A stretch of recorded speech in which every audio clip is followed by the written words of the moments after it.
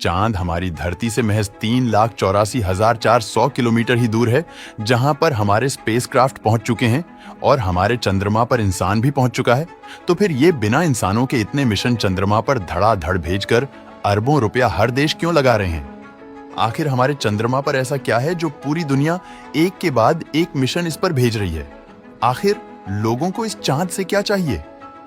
चांद का वो कौन सा रहस्य है जो इतने मिशन भेजने के बाद भी आज तक साफ नहीं हो पाया है?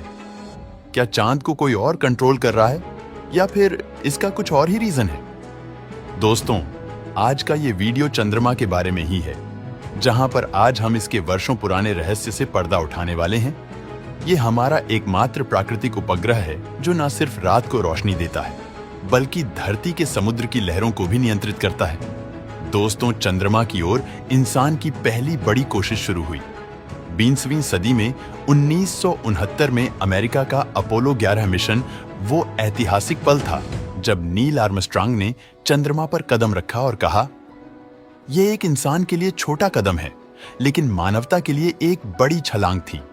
उस वक्त यह सिर्फ अमेरिका और सोवियत संघ की अंतरिक्ष रेस का हिस्सा था। सोवियत संघ ने भी अपने लूना मिशन से चंद्रमा की मिट्टी को पृथ्वी पर लाया था, लेकिन उसके बाद कुछ दशकों तक चंद्रमा पर ज्यादा ध्यान नहीं गया। तो सवाल यह है कि अब अचानक फिर से इतनी हलचल क्यों? क्या चंद्रमा पर कोई खजाना मिल गया है? इसका उत्तर है हाँ। दरअसल अब अंतरिक्ष की खोज सिर्फ दिखावे के लिए नहीं, बल्कि संसाधनों, तकनीक और भविष्य की संभावनाओं का मैदान बन गया है। बात करते हैं आज के दौर की, तो पिछले कुछ सालों में चंद्रमा पर मिशनों की बाढ़ सी आ गई है। भारत का चंद्रयान मिशन इसका सबसे ताजा उदाहरण है। 2023 में चंद्रयान 3 ने चंद्रमा के दक्षिणी ध्रुव पर सफल लैंडिंग की और भारत ऐसा करने वाला पहला देश बना। लेकिन भारत अकेला नहीं है। चीन के चांगई मिशन के जरिए चंद्रमा की मिट्टी ला चुका है और वहां बेस बनाने की योजना बना रहा है। रूस, जापान और यूरोपीय देश भी पीछे नहीं है। दरअसल चंद्रमा पर पानी, हीलियम 3 जैसे संसाधन और अंतरिक्ष अनुसंधान की अनंत संभावनाओं हैं। चलिए इनके बारे में विस्तार से जानते हैं। चंद्रमा की सतह पर पानी के अणु मिले हैं। खासकर इसके ध्रुवों पर यह पानी बर्फ के रूप में है, जो अंतरिक्ष यात्रियों के लिए पीने, ऑक्सीजन बनाने और ईंधन के लिए हाइड्रोजन निकालने के काम आ सकता है। अगर हमें अंतरिक्ष में लंबी यात्राएं करनी है, जैसे मंगल ग्रह तक, तो चंद्रमा एक ईंधन स्टेशन की तरह काम कर सकता है। जैसे कोई हवाई जहाज लंबी दूरी की यात्रा के लिए बीच में कोई स्टॉप लेता है, बिल्कुल ऐसा ही चंद्रमा पर होगा। फिर आता है हीलियम 3। ये एक दुर्लभ तत्व है जो पृथ्वी पर बहुत कम मिलता है, लेकिन चंद्रमा पर अच्छी मात्रा में मौजूद है।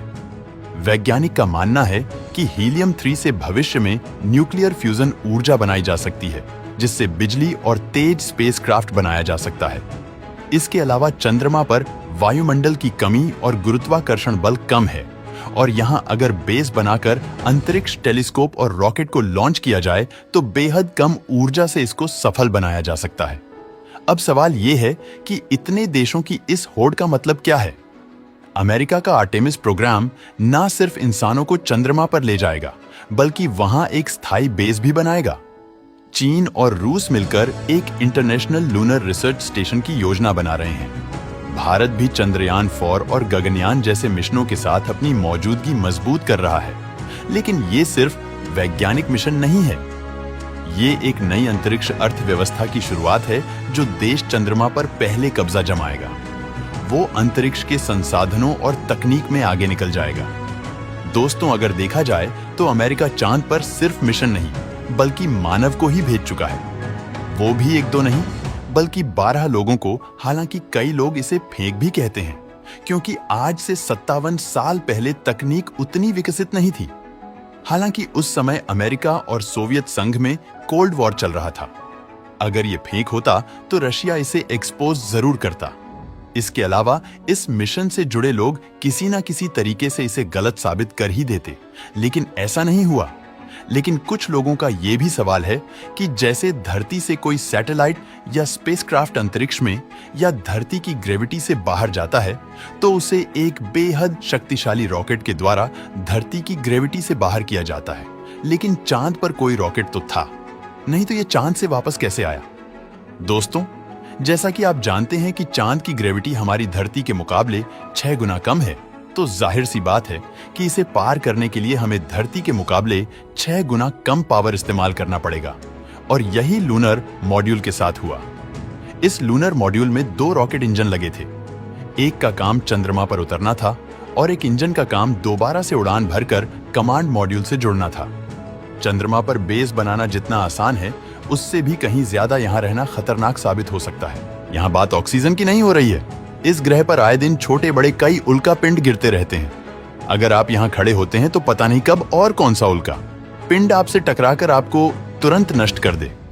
हालांकि इसका मतलब ये नहीं कि धरती पर ये उल्का पिंड नहीं गिरते हैं, लेकिन इसका घना वातावरण इन उल्का पिंड को जलाकर खाक कर देता है। दोस्तों, इन सब के अलावा आज आपको चंद्रमा के बारे में कुछ ऐसा बताने वाला हूं जिसके बारे में बहुत कम लोग जानते होंगे। जब अपोलो मिशन के अंतरिक्ष यात्री चंद्रमा की सतह से लौटे और अपने स्पेस सूट उतारे, तो उन्होंने एक अजीब गंध महसूस की।